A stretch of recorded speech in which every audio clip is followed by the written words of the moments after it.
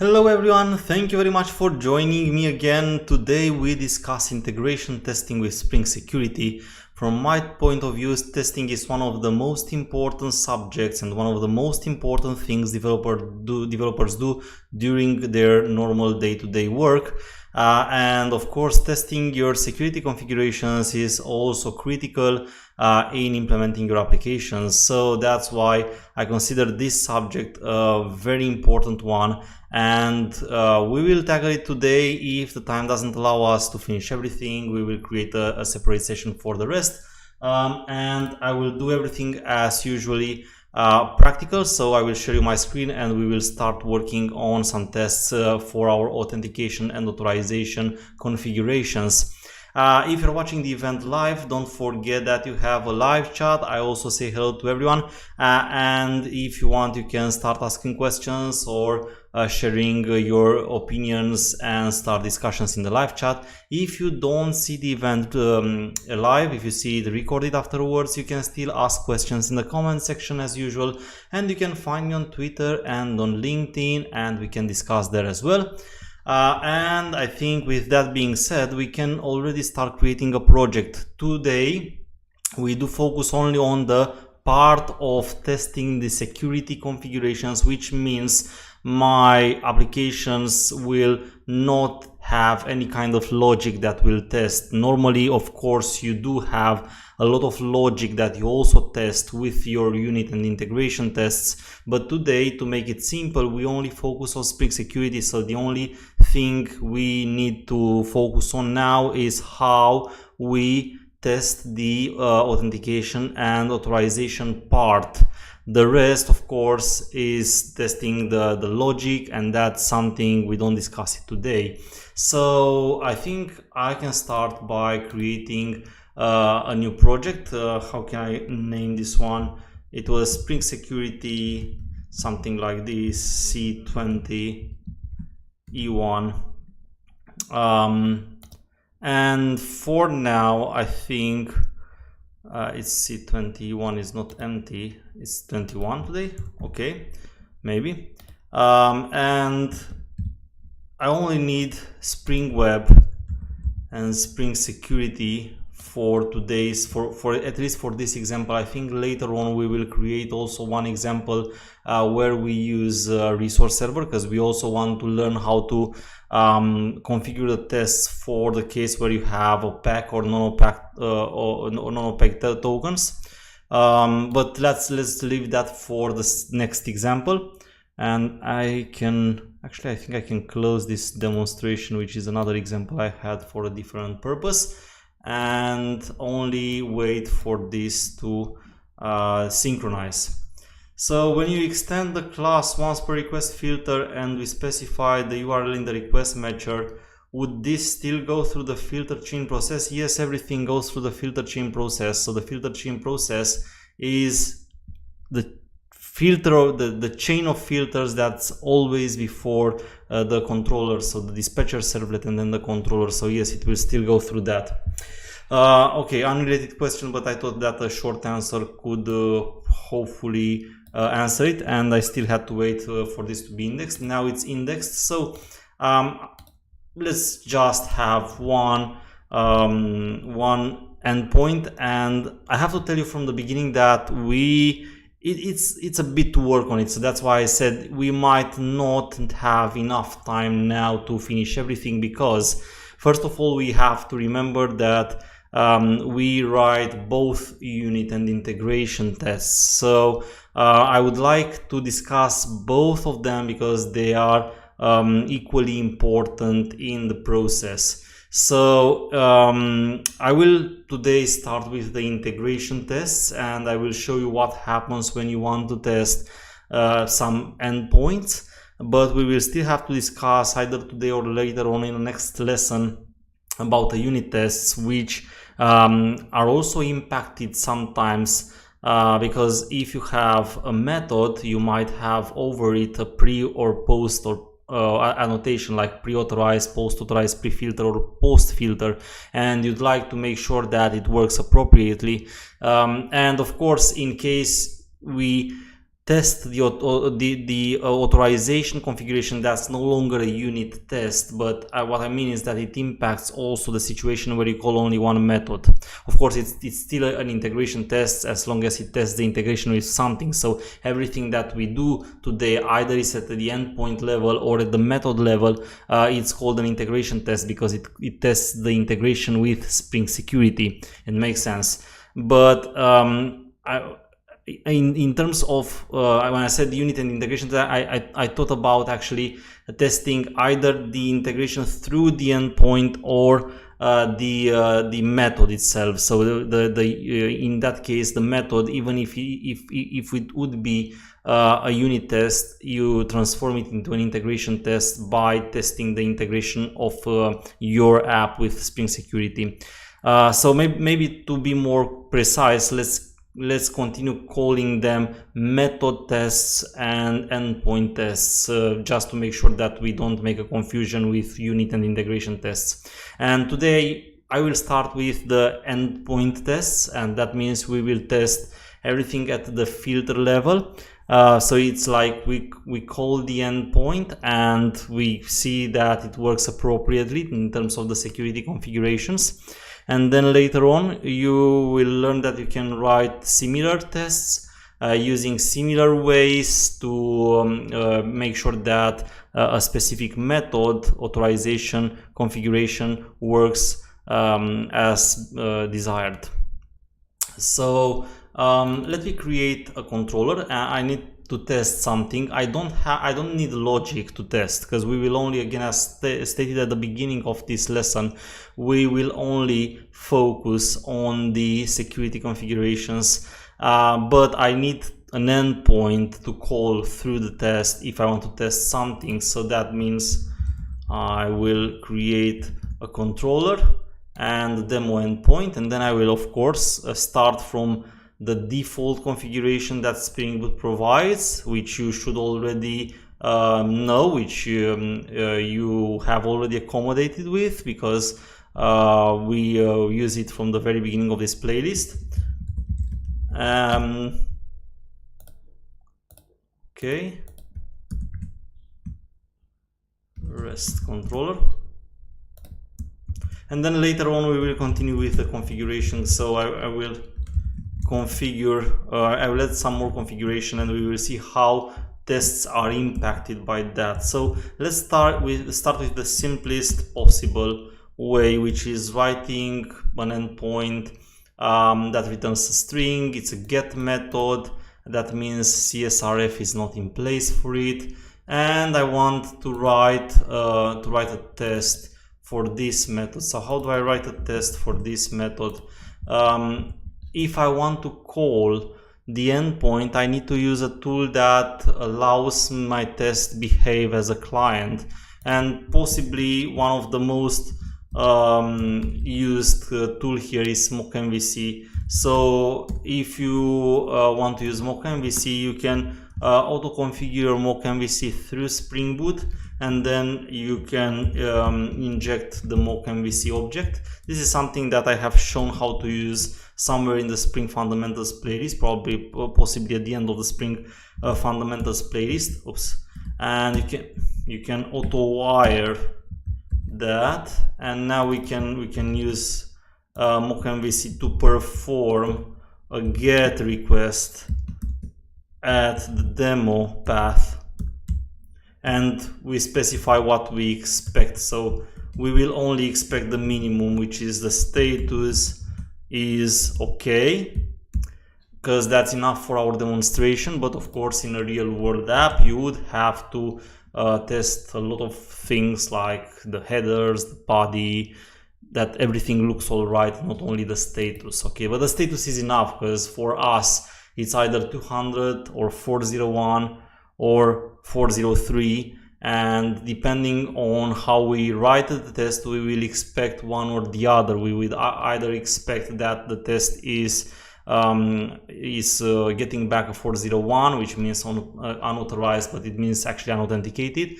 It's 403 forbidden, or it's a 200 okay. Oh, a lot of choices. It's always IntelliJ doesn't really help me with that, but no worries, I know where to find this method, so I will do it manually.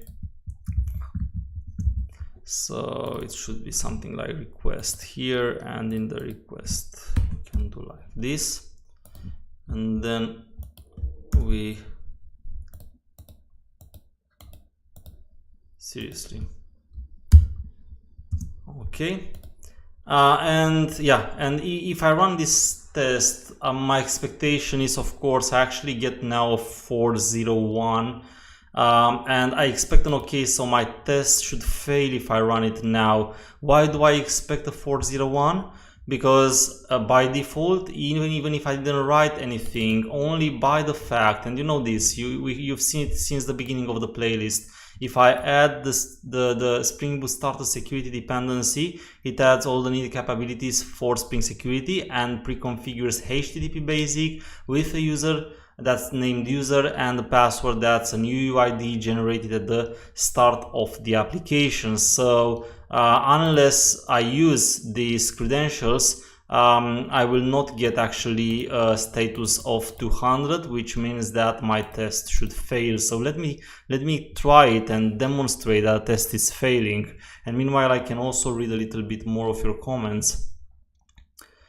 How to disable default form login and replace it with Angular React login. So I can show you how to configure the form login, maybe in a separate video. I will not be able to show you how to build a React or Angular login, since again I'm not a front-end developer, and I'm also telling this in all my videos because I know you guys expect me to know everything, but I will disappoint you. I don't know everything, and out of the things that I don't know, it's Angular and React.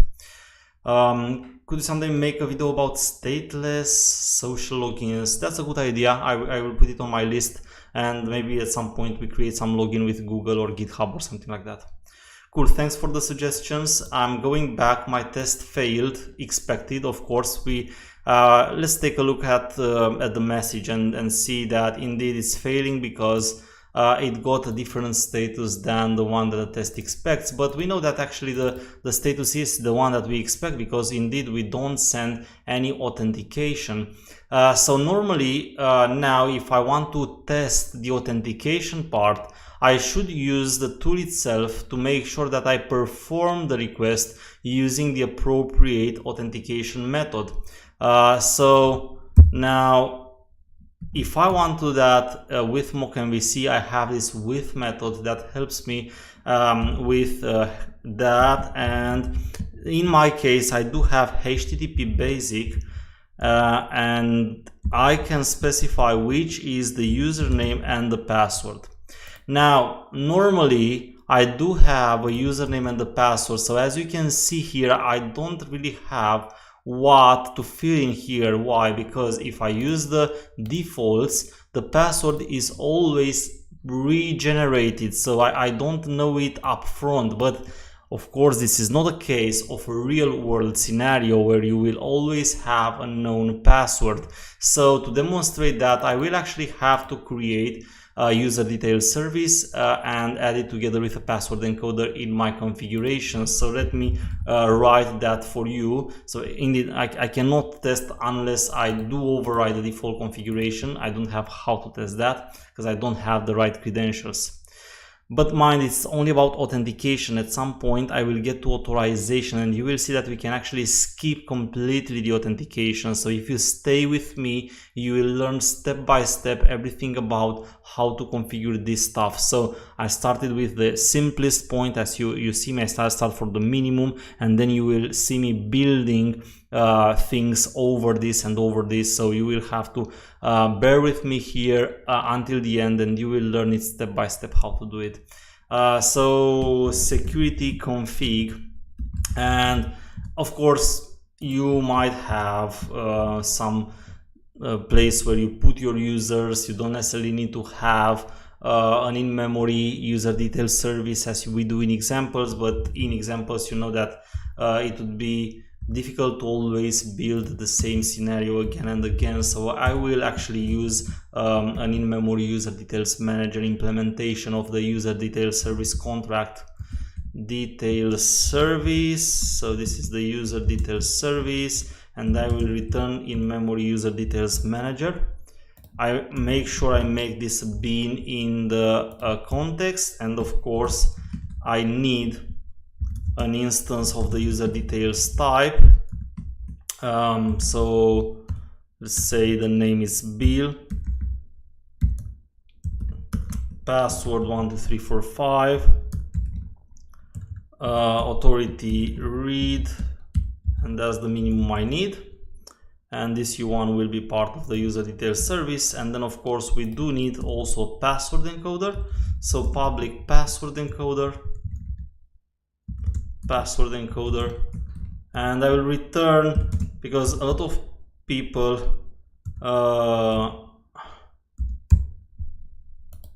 dislike my usage of the no-op password encoder. And since we are already somewhere at the end of the playlist, and I expect you know that the no-op password encoder is only used in examples, I will actually use the bcrypt password encoder, which is a strong hash function, which is something that you could use in a real-world example. So what I did here is I created a user with the username Bill and the password 12345. So normally now I should be able to test my authentication using these credentials 12345. So if I rerun the test now, I expect indeed the status to be okay, unless of course I made any mistake, but normally this should work at this time. So let's see that this is actually working and the test becomes green. And go. And the test becomes green, of course, as we expected, because now with the proper authentication, the status is no longer 401 but 200, what the test expects.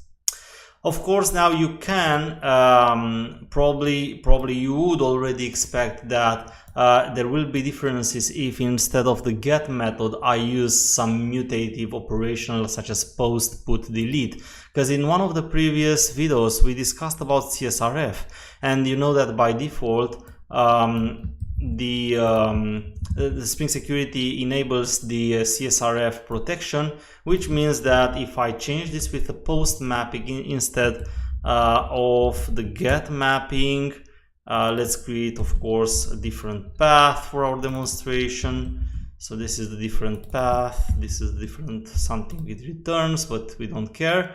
And now to make clear of myself, I will just copy the test the way it is, and I will say test to perform a post on the hello, and it tries to authenticate with Bill and 12345, and it expects a status of 200. See, it's identical. It's just that of course it uses post, same as my endpoint is defined here, and it of course performs the request for the hello path, which is the path I have assigned to my endpoint. And you would expect that this actually works, but it shouldn't. It should actually return a 403, I guess, in this case, because the CSRF protection should be in place, and since I didn't provide anything to skip it, it will not allow the request to be performed without the CSRF token. So it indeed failed, and we go down below and we see that the result of the test being failed is due to what we expected, is due to the 403 forbidden, most likely caused by the CSRF protection mechanism in place. So how do we solve that? Well, you can mock a CSRF token, fortunately, to perform the authentication, because otherwise, see, even now it's a test, you don't have you don't have a front end or something here, so you can, if you really want, disable the CSRF protection for the tests, but that's not what I would recommend, because you actually want to make sure the CSRF is in place if it should be in place. So even if there is a possibility, and I've seen that in projects, developers disabling CSRF for tests, that's not what I would recommend. What I would recommend is continue, oops, sorry, not here, but here, is continue with another with method and say CSRF. And that simply mocks the token. So this way you can basically implement both tests. What happens if you have the token, what happens if you don't have the token, and then you even have coverage over the CSRF protection. So that's very important. You test the case if you have an app that should have the CSRF protection in place. You have tests that demonstrate that the CSRF protection works. So you have coverage even on the CSRF protection mechanism.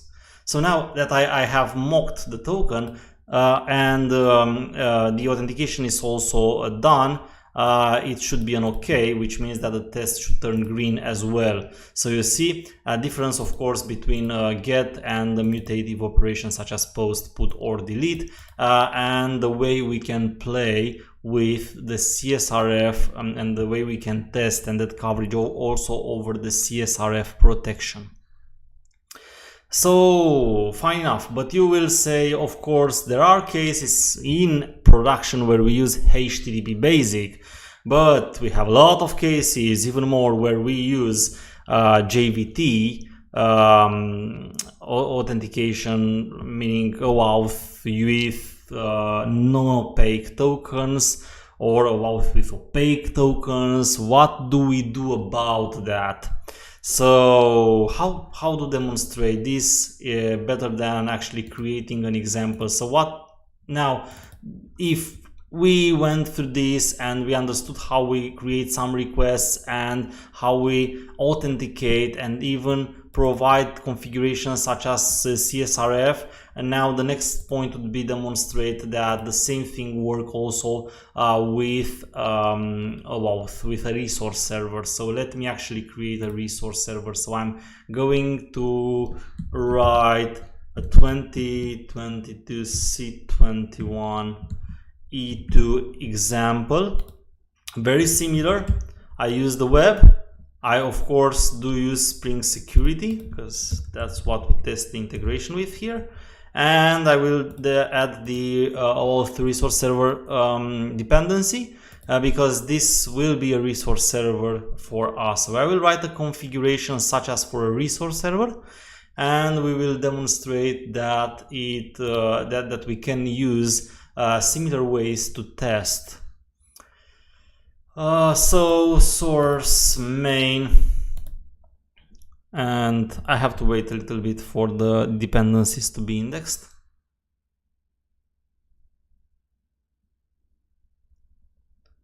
Okay, and I will write first the controllers. Okay, demo controller.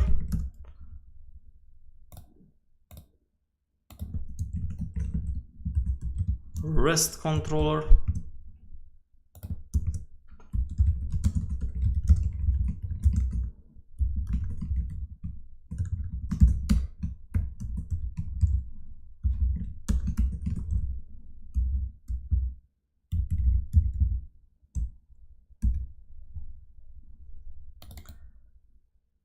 and then the configuration.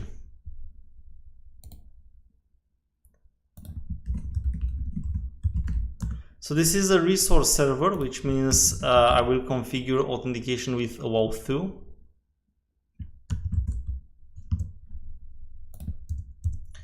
So I will define a security filter chain.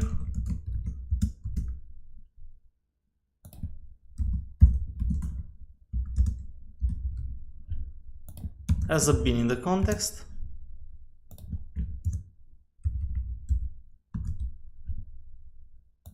Build it, and then of course we will need authorization configuration as well. Yeah, any request authenticated should make it for us, and the OAuth resource server authentication DSL method for configuring Either we use opaque or non-opaque. Now it doesn't really matter. You will see we have methods for both of them. So let's just say that we have JVT configuration, so non-opaque tokens with JWK set URI configured, which in our case doesn't really matter because since we only use it from tests, it can be any URI, but you know that the URI here is the one exposed by the authorization server normally.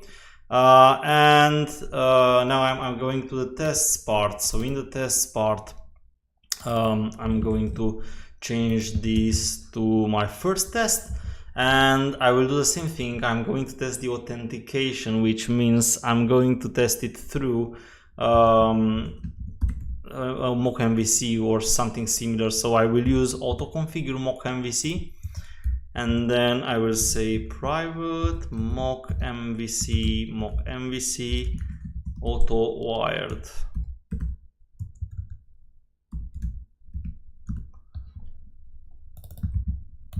And let's try to perform a GET request on the demo endpoint.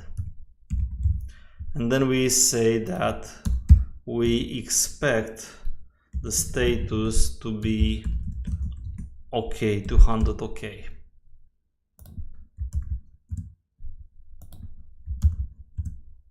Okay.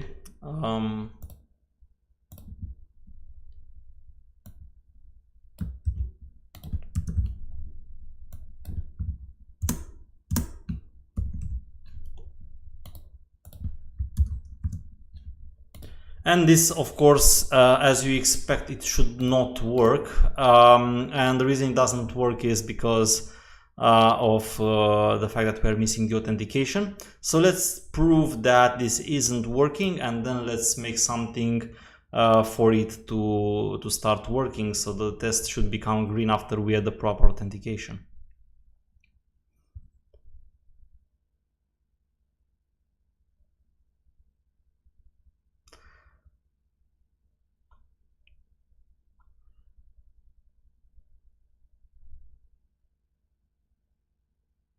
And the test should be yellow, and that's because we get a 401 unauthorized, which means the authentication is missing.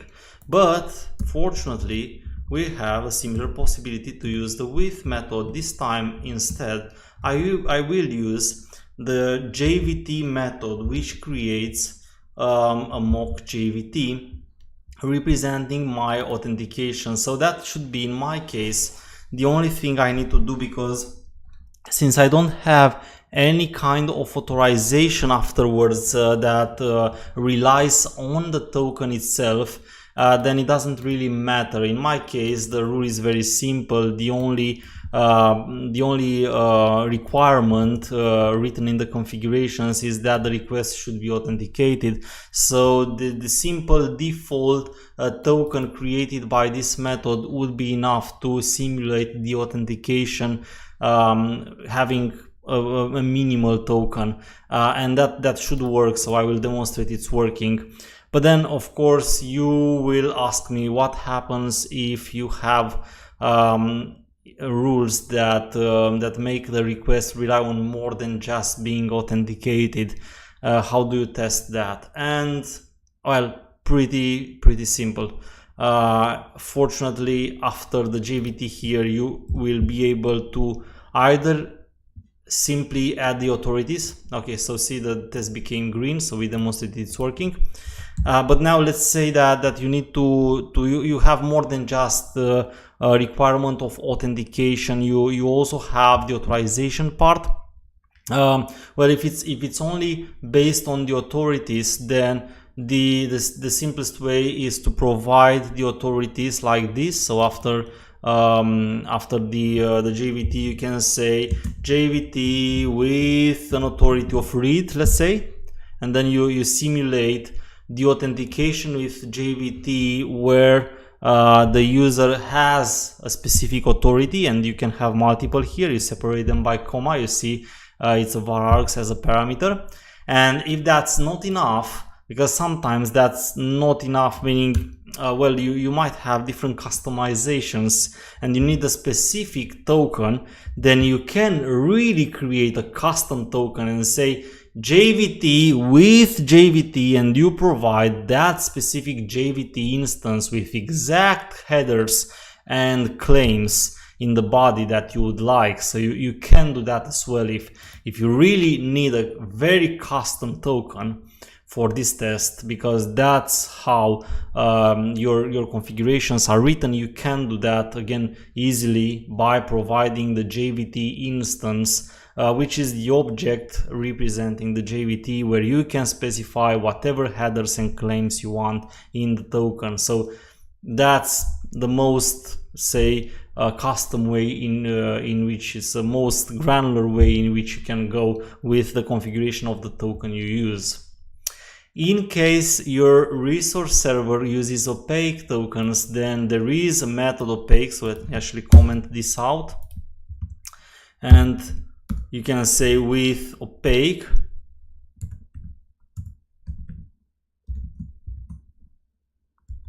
actually it's opaque token, I think.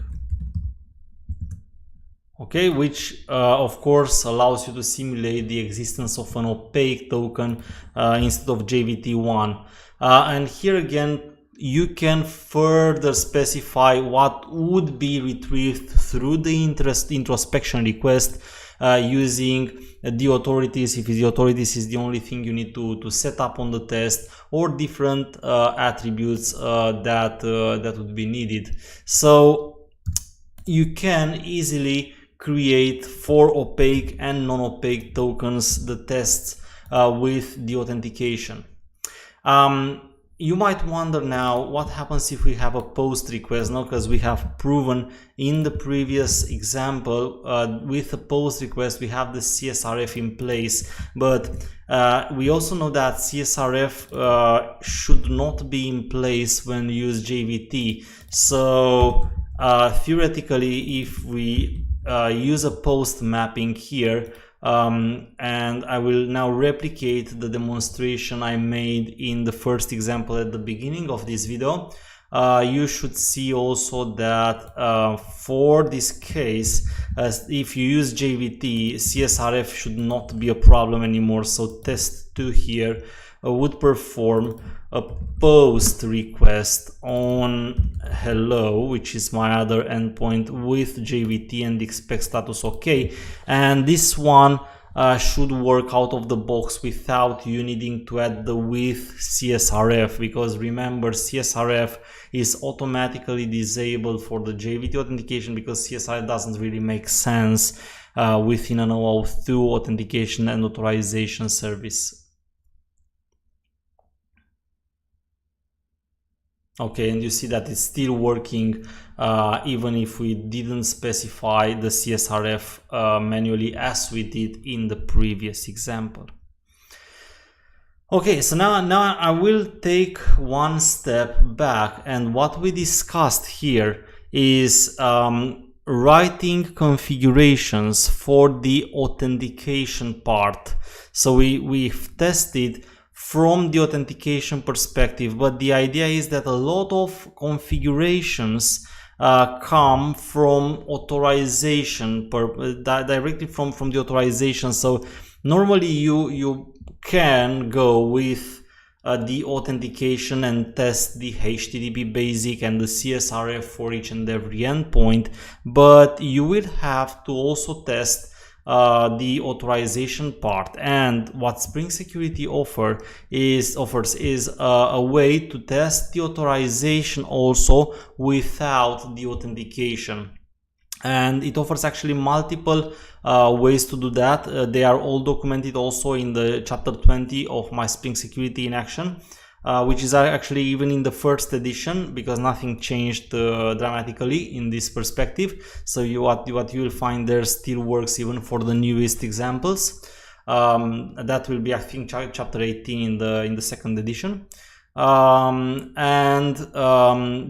idea is, how can we test the authorization configurations without needing to perform the authentication every time with every test, because if you test the authentication once, I think that should be enough, but then you want to test the authorization configurations for every endpoint or method.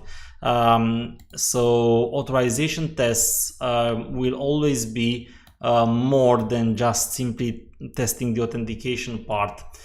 So for that, let's create actually a third example here. So let me create the example number 3.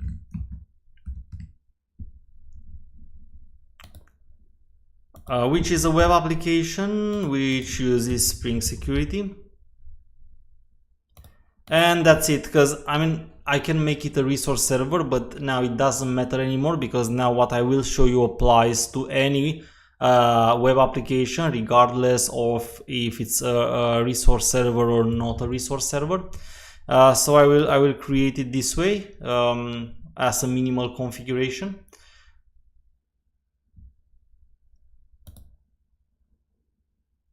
And again, I will have to wait a little bit for it to be completely indexed.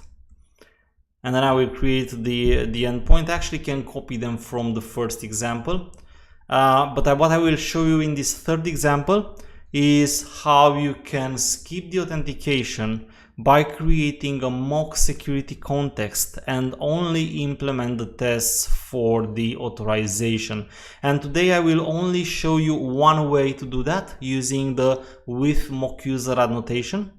But in a next video, because we are running quickly out of time, in next example I will show you how to use also the with user details, or even how to implement a custom annotation for a custom kind of authentication for purpose that are very customized in terms of how you created the authentication behind the scenes. Now,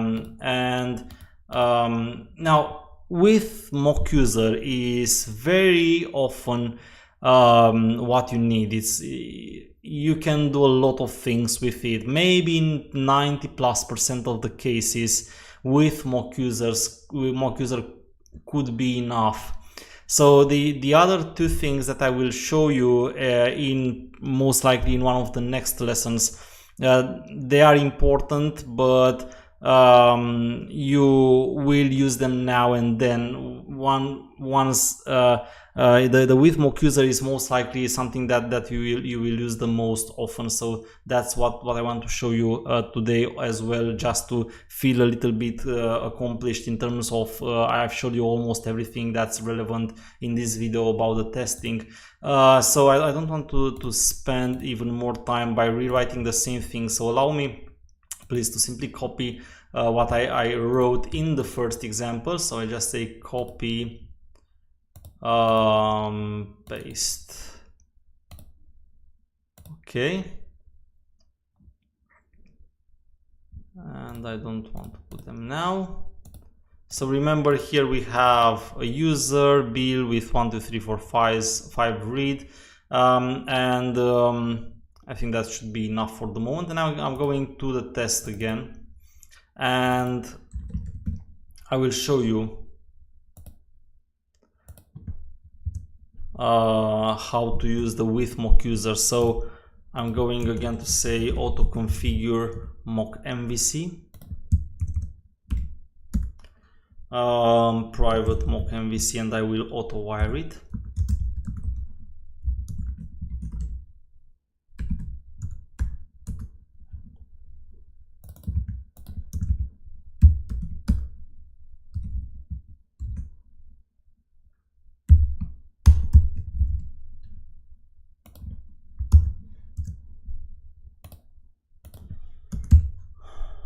And I will say I expect the status to be okay. And I think you already know, you've already seen that this doesn't work the way it is now. I will prove it once more for you.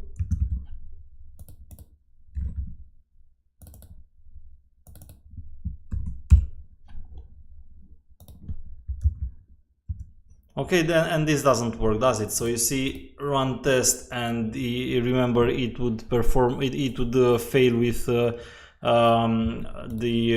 requirement of this returning to 100, but it gets 401 unauthorized, so it's not what we expect.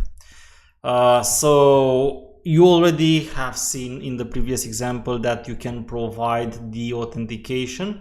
But what happens if you want to completely skip the authentication and you only want to test the authorization? So now I think in terms of a configuration where only if it's authenticated or not works, it doesn't really make sense maybe. But when you have different rules based on user authorities or maybe something else, then you don't necessarily want to have configured the real user that you use. You might want to simply mock a user in a mock security context. So you simulate somehow that the authentication already happened, and then the test itself only tests the logic on the authorization configuration. So you can do that. You can easily create this mock security context using annotations, and maybe the simplest annotation you use is with mock user. So the only thing I've changed is I've added now this annotation, and I will prove that with this annotation over the method, now the test passes, even if I've never specified anywhere the credentials, I've never specified any user. What this with mock user annotation does, when present over a test, it creates a security context for test purposes only. It completely simulates that the authentication happened, and it creates the security context for test with a user with details that you can even change on the annotation. So the default details is a user named user, with a role named user, with a password named password, and with no authorities. So this is the default configuration, which you can change, you can customize. And you see that test changed, because now even if there is no authentication performed, the test will not know that, because the test will find the security context. So there is somehow a security context there, which was created by the with mock user annotation, of course not by the annotation, but by the mechanisms behind the scenes that intercept the with mock user annotation. So somehow this fakes the fact that the authentication happened, and allows you to write a test that focuses only on the authorization, which always comes after the authentication. So in most cases, you will not want to go with a real authentication test and test that HTTP basic or JWT with or opaque tokens work by putting them directly from the authentication. You will simply just want to test the authorization specifications on in your configuration, and to do that you can just skip completely over the authentication by creating a security context for the test purpose only. And this with mock user, that's what it does. When you put it here before the test is run, it creates a security context simulating this way that the authentication happened, even if it doesn't. And then when the test runs, it will find a security context there, and it will rely on that security context. Somehow the test believes that the authentication happened, and that now you can like customize this security context in the exact way you'd like to test correctly the authorization rules that you have configured. So now let me complicate it a little bit more. I still have time, and again I want to let's say at least finish with this. So I will add a security filter chain here. Oops.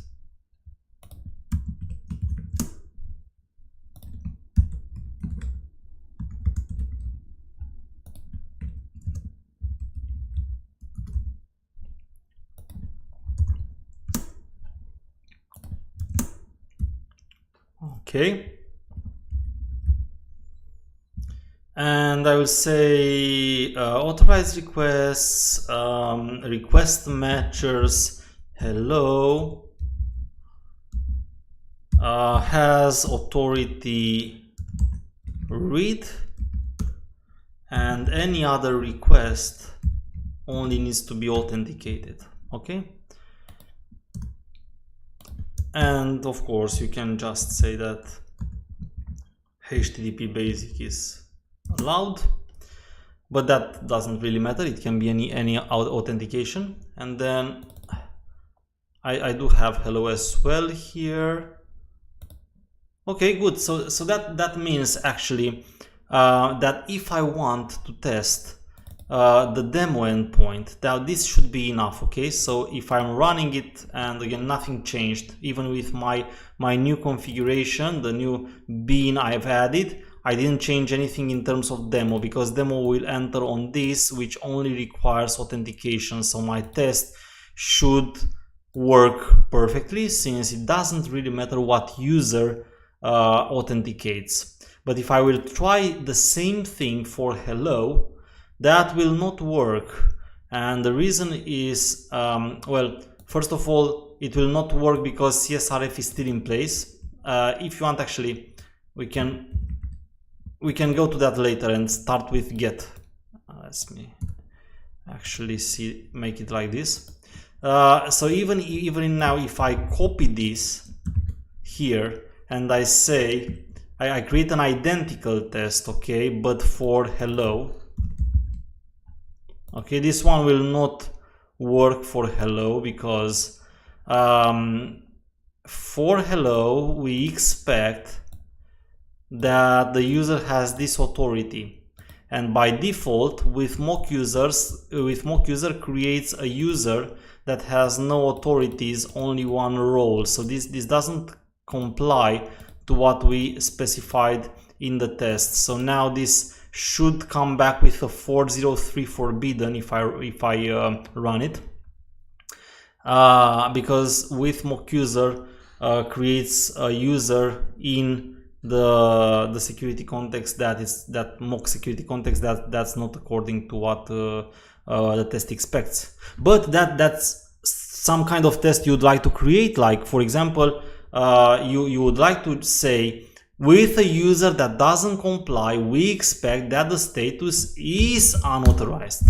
Okay, so remember, it always makes sense to test all the branches, all the relevant branches. So I don't want to only test that is okay when it is okay. I can create tests that test also that the specific right status comes back when I use a user which doesn't correspond to my authorization configurations. Okay,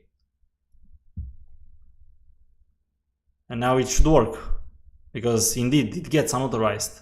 Oh no, sorry, it's not. It's actually forbidden. My fault. Unauthorized would mean no authentication, but now we have. Remember that with mock user, authentication happens somehow, but the authorization is the one tested. So that's why forbidden will be the status. And then if I want to create a test that works also for the case where is okay, and what you can do, see that the test is green now, which is what we expected, and say authorities read, and that will create a user, mock user in that mock security context, that has the read authority. Running it.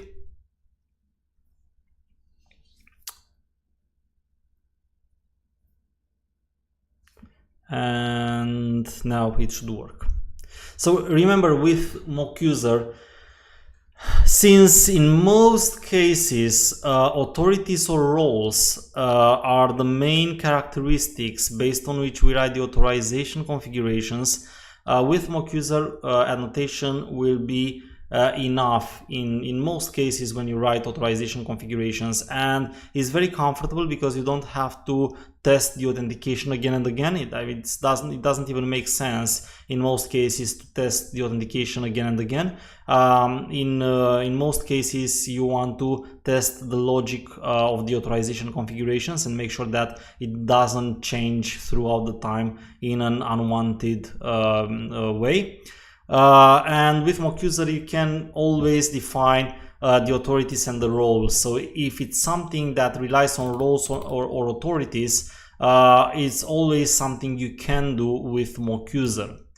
In a next video, we will discuss what happens if you have a more custom authentication, and in that case you will see that you can still write the tests by creating your custom configuration that's intercepted by a separate aspect. But we will discuss it in details later because we are running out of time now.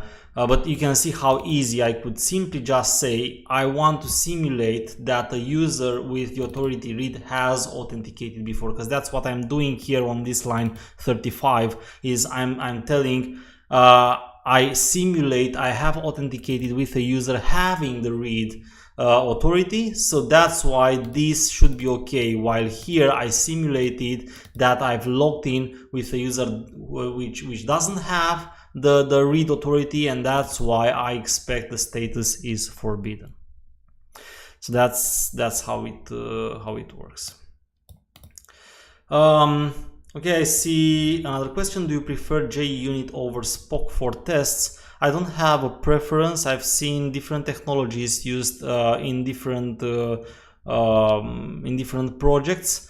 Now, in terms of tests, this is something that happened before the test, so it's regardless of the technology you use here in the test. For example, if it's mock MVC or a simple call or a different framework, and this will still work, because what this does is creating the security context before the test. So it doesn't really matter how the test is, because when it will run, it will always have that mock security context created before. So I could say that what I'm telling you here is somehow agnostic to the technology you use for the testing purpose. Now, if I do like JUnit, yes, I honestly I love JUnit. I prefer using it over other frameworks, but I don't want to say that other frameworks are necessarily worse than JUnit. It's just a preference of mine. Cool. With that being said, guys, we are already over 50 minutes since we are discussing, and I've covered a big part of what you need to write integration tests. I still have to discuss method testing, and I still have to discuss the more custom way to configure your tests. So I will leave that for a different video, because I don't want to get you all bored, and you know that we will see here later as well. And with that being said, I would like to say again thank you for being here with me and asking all the questions and starting the discussions. Remember that you can always find me on social media, and thank you very much again, and have an excellent time for study further. See you soon. Cheers.